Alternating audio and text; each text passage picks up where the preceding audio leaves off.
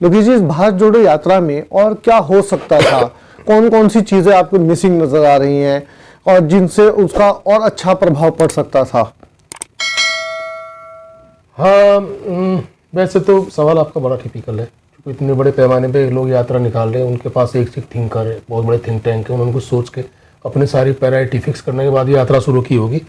लेकिन अगर मैं जहाँ तक राजनीतिक लाभ के बारे में कह सकता हूँ कि एक चीज़ मुझे बार बार मिस होती है कि राहुल गांधी को 2-3 चीज़ों पर ध्यान देना चाहिए। जैसे वो ये रोड में भी बताते चले कि अगर कोई सरकार बदलती है, वो ये ना बोले कि हमारी सरकार ही बने, वो ये बोले अगर कल कोई सरकार है या यही सरकार है, ये तो करेगी नहीं, खैर जो बोल सकते हैं, उन्हें ये बताना चाहिए कि अगर कल कोई सरकार आएगी, जो चीज़ें आज आप बार बार कह रहे हैं कि गोदी मीडिया है या ये अडानी अंबानी की सरकार है, तो उन्हें ये रोड मैप क्लियर कट देना चाहिए कि भविष्य में आने वाले किसी भी सरकार को अडानी अंबानी की संपत्ति का राष्ट्रीयकरण करेंगे, उन पर लगाम कैसे लगाएंगे, ये जो पूंजीपति मॉडल देश में चल रहा है, अब इसके बदले में क्या देंगे, एक वैकल्पिक व्यवस्था उन्हें देनी चाहिए। अभी उन्होंने अग्निवीर जो है, अग्निवीर को उसे खत्म करने का काम करें, अग्निवीर देश के खिलाफ है। हाँ ठीक है, उन्होंने तो बोल दिया। अब जब पुराने पेंशन में बार बार जहां उनकी सरकार जा रही है वहां कर भी रही है, लेकिन इस बारे में एक क्लियर कट कर देना चाहिए। लेकिन मुख्य चीज ये है कि ये जो जितने भी अडानी अंबानी जो मतलब क्रोनिक कैपिटलिज्म आज देश में बहुत ज्यादा डेवलप हुआ, इसका कल वो क्या करें, क्या अडानी का राष्ट्रीयकरण करेंगे संपत्ति का, जो कर सकते हैं, सिंपल सा काम है, कोई बड़ा मुश्किल काम नहीं। क्या इस तरह पहले हुआ है कभी? कोई इंदिरा गांधी ने राष्ट्रीयकरण कर तो दिया था, बैंकों का राष्ट्रीयकरण, बैंकों किया था और बहुत सारी चीजों कर दिया था। उद्योगपति जब इतने डेवलप नहीं थे जो कर लेते, अच्छा, ये स्थिति उद्योगपति की नहीं थी, तब उद्योगपति सरकार फेमिलियर होते थे, उनके साथ में मिलकर काम करते थे, सरकार चलाने की पोजीशन में नहीं। नहीं नहीं नहीं नहीं, कहीं नहीं थे। एक जो हुआ था क्या कि ये जितने हमारे राजा महाराजा थे ना पुराने, इनका प्रिवी पर्स था, तो एक सिंडिकेट बना, हिंदू महासभा वगैरह कई सारे लोग मिले और उन लोगों ने उस पैसे से जो उनको मिलता था फंड, उस पैसे से वो सरकार विरोधी गतिविधियां चलाना उन्होंने शुरू किया था। अच्छा, मिसेस गांधी बड़ी शार्प माइंड थी, उन्होंने बात समझी, उन्होंने झटके में प्रीवी पर्स खत्म कर दिया।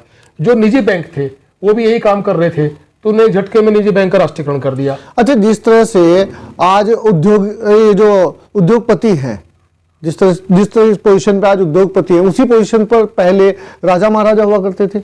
हाँ बिल्कुल, राजा महाराजा की पूरी सिस्टम चलता था, उन्होंने एक अपना सिस्टम सिंडिकेट खड़ा करने की कोशिश, जमींदारी खत्म किए गए थे, वो इस तरह से उसी तरह चाहते हैं। आज हम वही बढ़ रहे हैं, धीरे धीरे उसी व्यवस्था की तरफ बढ़ रहे हैं। इस बात को हर जो कॉन्ट्रैक्ट फार्मिंग आई थी बीच में, कॉन्ट्रैक्ट फार्मिंग का भी आया था एक, अब फार्मिंग की तरफ भी बढ़ रहे हैं ये लोग। हाँ वो भी आया था, वो तो एक नया कॉन्सेप्ट है, राजा महाराजा के जमाने का तो नहीं था, लेकिन हमारे जो देश की सिस्टम फिलहाल चल रहा है वो उसी तरफ बढ़ रहा है। क्या पता, राहुल गांधी को क्लियर कट ये पूरा रोड में एक विजन देना चाहिए कि अगर सरकार बदलती है तो हम लोग किस चीज पर ध्यान देंगे, इनका क्या इलाज है, क्या रास्ता है। क्या पता वो 30 जनवरी के बाद इस प्लान पर काम मेरा सुझाव है ये। हाँ बिल्कुल, मुझे लगा ये होना चाहिए था, जनता भी देख रही है। देखिए आज अगर आप अडानी को बार बार कहते हैं अडानी ने ये किया, अडानी ने वो किया, लग भी रहा है सबको, लेकिन ये कोई बताने को तैयार नहीं है कि अगर हमारी सरकार बनती है तो हम अडानी की संपत्ति का राष्ट्रीयकरण करेंगे, उसके खिलाफ केस करेंगे, उसे मुकदमा करेंगे, जेल भेजेंगे, क्या करेंगे, कोई रोड मैप नहीं है, जेल वेल की बात नहीं है। लेकिन ये तो होना चाहिए कि इस क्रोनिक कैपिटलिज्म से आपकी नई सरकार आजादी मिलनी चाहिए देश वो कैसे निपटेगी।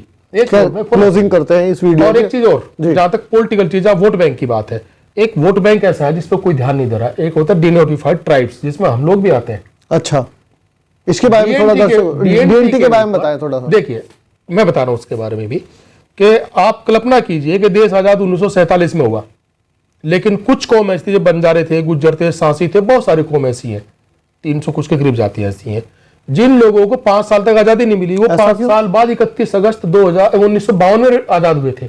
ऐसा क्यों? ऐसा यूं था कि जब अंग्रेज के वो चला था तो इन कौमों ने अंग्रेज के खिलाफ बहुत बड़ा 1857 क्रांति। अच्छा, विद्रोही कौम थी, विद्रोही कौम थी, तो इन्होंने इन सरकार ने, अंग्रेजों की सरकार ने इनको एक अपराधी जातीय घोषित कर दिया गया था। अच्छा, सामाजिक अछूत कर दिया, बिल्कुल सिस्टम से हटा दिया। किसी के साथ कोई चोरी होती है, कोई रेप हो जाता है तो कंपेंसेशन की बात है, और इन बिरादरी तो डिग्निटी के ऊपर हमला हुआ था, पूरा इनकी गरिमा के ऊपर हमला हुआ था। आपको बता दिया चोर, यानी मैं कहूं वासिल भाई आप चोर हैं, ये मुझ पर दबाव डालती सरकार, ये बैठी, ये मुझ पर दबाव डालते कि नहीं अब ये हमने इसे चोर से हटा दिया, यानी अब आप चोर नहीं है। हाँ, चोर सब तो फिर भी पहले थे ना, अब इसका नहीं मतलब है। पहले आप पर आरोप तो था ही। अब आप चोर नहीं है तो डिग्निटी पर अटैक हुआ ना, गरिमा पर अटैक हुआ ना किसी कौम की। कहने मतलब ये था कि इस तरह की जो डिनोटिफाइड जातियां हैं, एक बड़ी संख्या लगभग 25 करोड़ अच्छा, जनसंख्या 25 है उन करोड़ लोगों की, जनसंख्या, जहाँ जितनी सारी जातियां उन हैं। क्रांतिवीरों की जो नस्लें हैं। हाँ हाँ, 25 करोड़ के करीब आबादी है, उसके विषय में कोई बोलने को तैयार नहीं है।